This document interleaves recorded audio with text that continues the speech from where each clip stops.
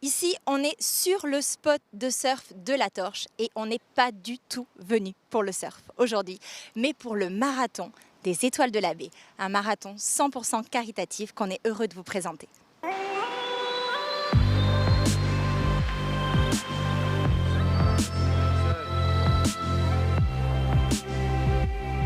Samantha et Guillaume, bonjour. Bonjour.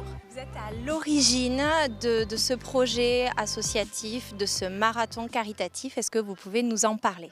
Oui, alors nous ne sommes pas les seuls à être à l'origine de ce projet, mais c'est vrai que le projet est né en 2012 à la suite du décès de Juliane, notre fille, et les personnes chez qui nous venions en vacances se sont mobilisées pour, à la suite du décès de Juliane, pour témoigner et ont organisé une randonnée ici, sur le site de la Torche.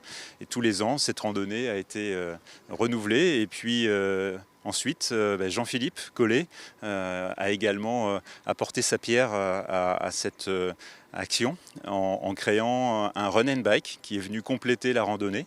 Et puis cette année, c'est la deuxième édition du marathon, toujours dans cet même élan de solidarité vis-à-vis des enfants malades. L'objet de l'association des Étoiles de la Baie, c'est de lutter contre les cancers pédiatriques.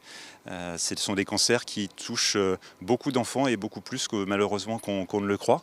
Et la recherche, elle est très orientée en faveur des adultes, de la recherche sur les médicaments pour les adultes, mais assez peu encore pour les enfants. Et aujourd'hui, donc, le marathon de la Baie qui collecte des fonds qui seront reversés à 100% pour des œuvres caritatives pour les enfants malades. C'est ça, c'est exactement ça. Une partie va à la recherche via une association nationale qui s'appelle l'Étoile de Martin. Une partie a financé, comme l'a dit Guillaume tout à l'heure, des travaux à Brest. Et puis aussi le financement de croisières médicalisées pour les enfants malades. Et ça, c'est hyper important de pouvoir sortir un peu de l'hôpital. Avec une association brestoise. Oui, à chacun son cap. Oui. Et également le financement de 2 cartables connectés. Et ça, pour avoir eu une petite fille malade qui était scolarisée, c'est ô combien un soulagement pour les parents de garder ce symbole d'intégration qu'est l'école.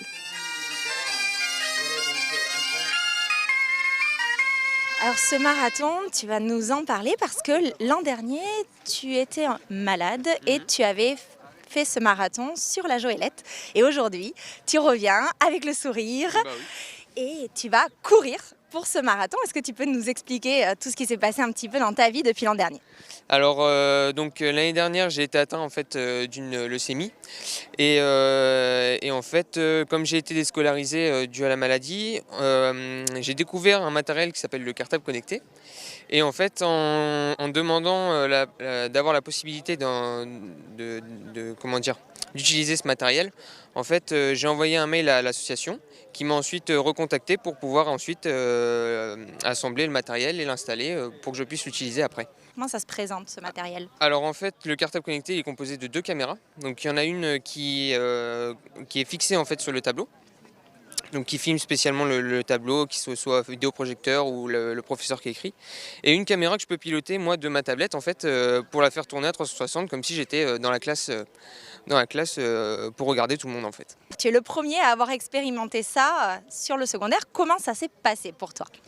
Alors déjà c'était une nouveauté. Déjà pour moi et je pense que pour la classe aussi. Avec la maladie, comme je suis déscolarisé, voilà, il y a un manque de ce côté-là. Et du coup, avec le cartable, ça évite de perdre déjà le lien scolaire et surtout la vie sociale. Parce que voilà, quand on est à l'hôpital, malheureusement, on est entre guillemets désociabilisé.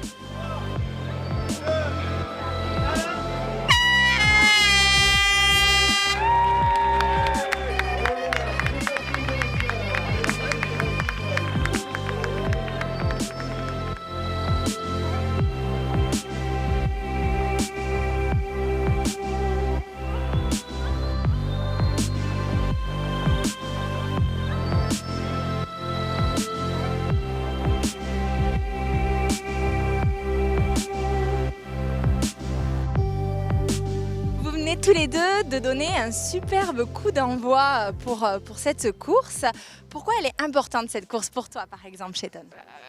Parce qu'elle est contre la maladie chez les enfants et c'est bien.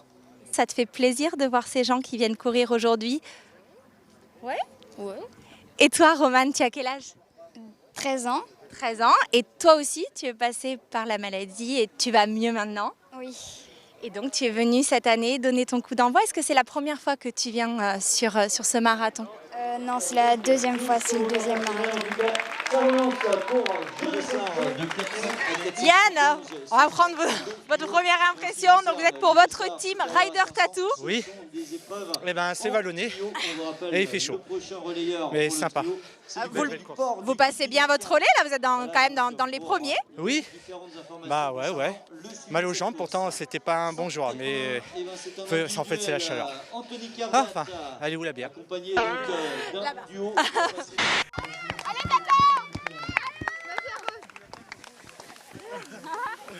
C'est top, c'était ta tante, c'est ça? Qui vient de passer? Oui. Elle s'appelle comment, Tata? Alexandra. Bravo. Vous êtes venue donner de votre temps pour ce Oui, marathon. bah bien sûr, c'est normal. Qu'est-ce qui vous plaît dans ce marathon, dans cette D'abord expérience? la cause déjà, parce que voilà, je sais ce que c'est que le cancer, donc et puis bah aider, et puis c'est sympa, ça met de l'animation.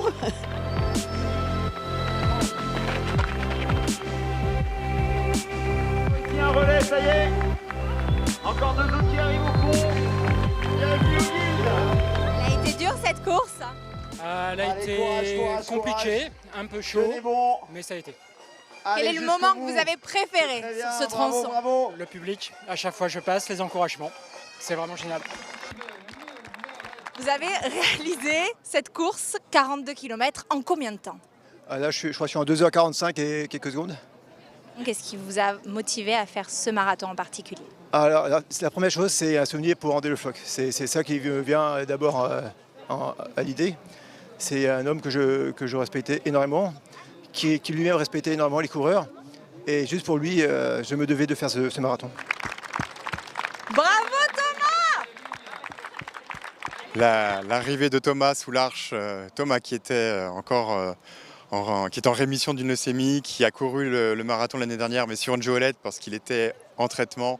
Et de le voir aujourd'hui franchir cette arche d'arrivée en courant, bah, c'est tout ce pourquoi on se bat. C'est les combats comme ça qu'on aime mener?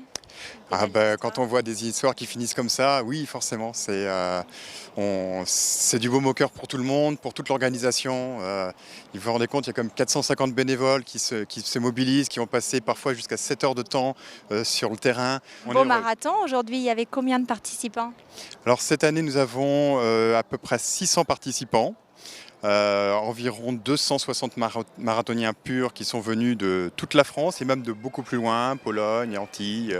On a aussi des représentants de l'Asie. C'est assez sélectif un marathon, 42 km 195. Donc avec cette formule de solidarité que sont les relais.